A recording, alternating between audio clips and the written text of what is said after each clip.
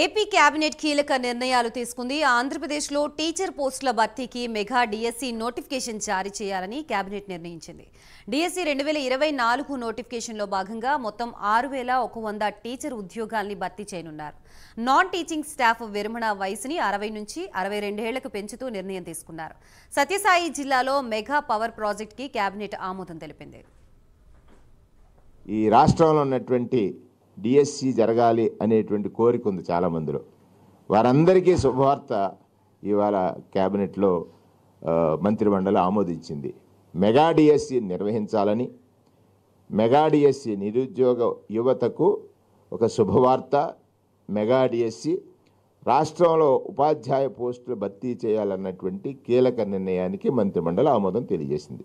DSC 2024 ద్వారా రాష్ట్ర వ్యాప్తంగా పాఠశాల విద్యాశాఖ, గిరిజన సంక్షేమ శాఖ, సాంఘిక సంక్షేమ శాఖ, బీసీ సంక్షేమ శాఖ పరిధిలో ఉన్నటువంటి పాఠశాలల్లో 6,100 పోస్టుల భర్తీకి మంత్రిమండలి ఆమోదం తెలియజేసింది.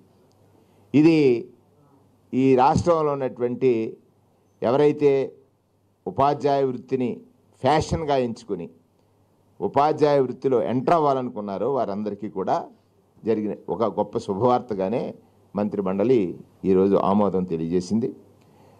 ప్రభుత్వం ఏర్పడిన తర్వాత 2019 నుండి ఒక విద్యారంగంలోనే 14,219 పోస్టులు